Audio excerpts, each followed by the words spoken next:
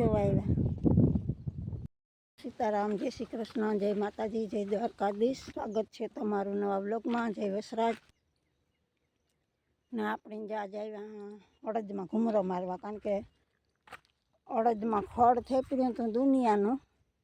પાટલા કાંઈ દેખાતા નહોતા, દવા છાંટી હતી, મોરું તો પડે ગયું હતું, પણ પાછું આપણે જોઈએ તો ખબર પડે એવું પાછી છાંટવી જોઈએ કે નહીં છાંટવી જોઈએ. એક ફેરામાં તો ન બરે, જો કે હાલો આપણે અડદમાં ઘૂમરો મારીએ ને જોઈએ. એ મિત્રો આપણા અડદમાં ખડ નાનું નાનું હતું નહીં બર્યું, પણ પાછું જો કોરે ગયું. આ હાટેડો બધો પાછો કોરે ગયો. પાછી એકવાર મારી દઈએ ને દવા તો વાંધો ન આવે.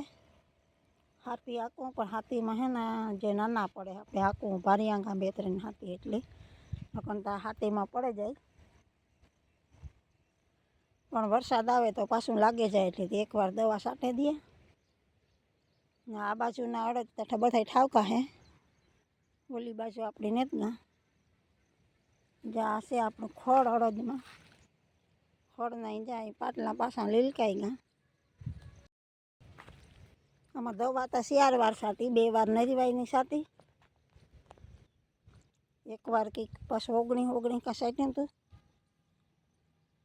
એકવાર ખડની છાંટીને હજી આપણી 5મી વખત છાંટવી જોઈએ. જ્યાં એવડ્યા અડદ થયા મિત્રો, એમાં આજે 5મી વાર દવા આપણી છાંટવી પડશે. અને એવું જો આમાં ફૂલડા લાગે પારવા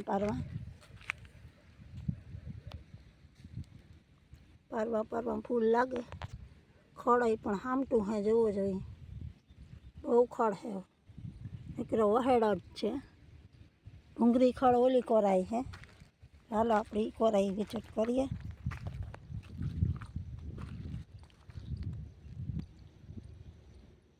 અડદનું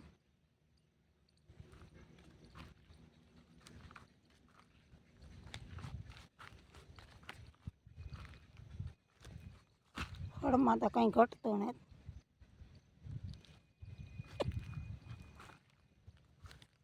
પાછી બીજી વાર ખડની દવા છાંટી દઈએ. એકવારમાં તો આ ન ગયું, ઝાંખું પડે ગયું તો પાછું કોરવા માંડ્યું, એટલે આ એકવારમાં કંઈ સુકાણું નથી તો આપણે પાછું ચાલુ દવા કરી દઈએ. બીજી વખત ખડની ડોઝ મારી દઈએ, જો ખબર પડે રહી છે. નકો પછી હાથી તો આખું જ પડશે, માઇલ છે જ નહીં. બાકી તો જોવામાં આવું બધું કામકાજ હાલે. તો ફાઇનલી મિત્રો આપણે જે દવા ચાલુ કરી દીધી છે ખડની, મરે કે ન મરે એવું મહેનતની ખર્ચા તો કરીએ.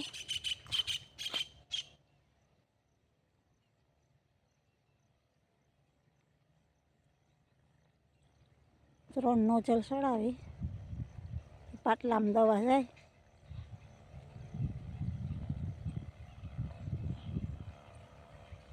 કારણ કે નકો અડદમાં ઉડે વધારે તો નુકસાન થાય, એટલે આપણે આ રીતના છાંટવાનું હોય.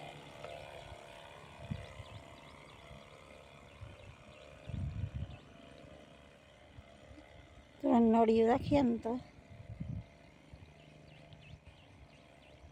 છટાતી જાય દવા ઠાવકી. અડદમાં બહુ સફા ન કરે. આપણી માંડવી આપ જોઈ શકો છો. માંડવી હવે આપણે આમાં પાણીની જરૂર પડશે, દવાની પાણીની તો ચાલુ રહીએ જ, કારણ કે માંડવીમાં 5 વખત દવા છાંટી આપણે. ને હજી એકાદ ડોઝ આવી છે કે વધારે વરસાદ આવી છે તો 2 વાર છાંટવી પડશે. કારણ કે આ બધું ન છાંટીએ તો જીવાત આવે ને એવું બધું હે. તો માંડવી તો સારી છે, પણ માલ બહુ છે નહીં, કારણ કે ખડે જાય દોડવા. એક દી ઝાડવા ઉપર તો ખડો વધારે હે. ઝાડવા તો આપણે ખેડૂને કાયમ ચાલુ જ હોય. હજી ઓરા નથી થયા ખાધા જેવી, તો ખાધા જેવી થાય પછી તો દીમાં 2-2, 3-3 વાર આપણે ઓરા બનાવવાના હે. જો આ છે આપણી માંડવી.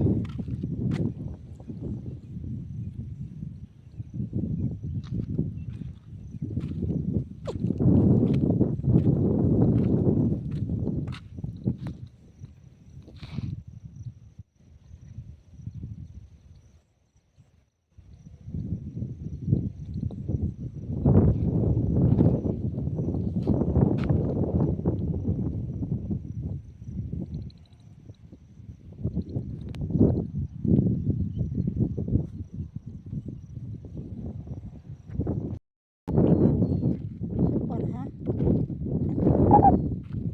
ઢગલે ઢીંગાણા, કારણ કે ખેડૂત ઢગલે જ ઢીંગાણા થાય, એ ઢગલો થાય પછી ખબર પડે કે કેટલો ઉતારો છે એ.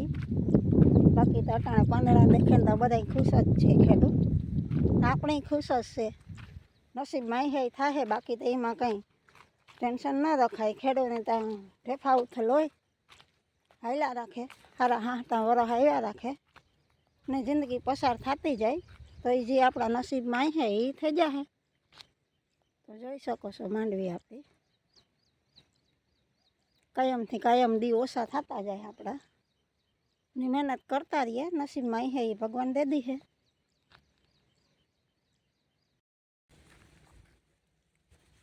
જો માંડવી ઉપાડે સુકાઈ ગયું ખેતરથી, ખેતર સુકાઈ ગયું તે પાણી વાળી દઈએ તો હવે પાણીની ખાસ જરૂર હે. ઈ તાન ખેતર ટીપાઈ ગયું તી ના બગડેલ નહીં નીકળે છોડવો, એમાં તો માલાઈ ઠાવકો. હા દોડવા કહેવાય, કામ કહેવાય દોડવા માલીવર કામ. હવે બીજો નિદાન કરીએ. આ સાઈડ ઉપાડો તો આ કોરા માંડવીમાં કંઈ ન થાય. જ્યાં ટ્રેક્ટર આયરીમાં વરે વરે ને હાવ ખૂંદાઈ ગઈ હતી માંડવી, હાવ સિપાઈ ગઈ હતી.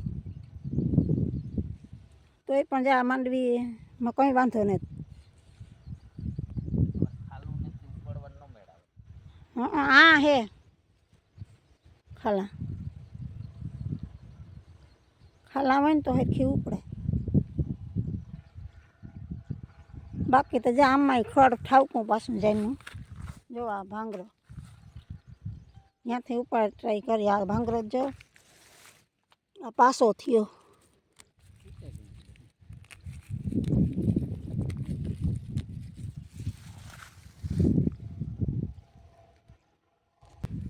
હા એમ પાટલામાં પાછું ખોડ થઈ ગયું. આમાં તો આપણી કાયમી માંડવીમાં તો મહેનત જ હોય, નેદવાનું ચાલુ જોઈએ. 4 દી 5 દી 8 દી તો કારક જ થાય ન કરતા. 6 દી તો નેદવું જ પડે. આ ઝીણું ઝીણું હોય પાછું મોટું થાય. જો આ ભાંગરો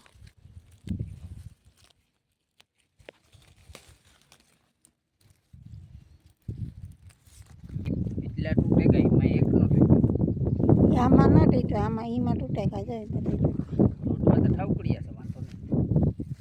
આ પાસે દેખાડે તો હૈતાઈ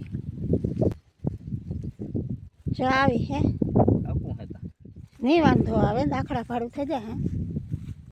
હે જોવા આવ્યા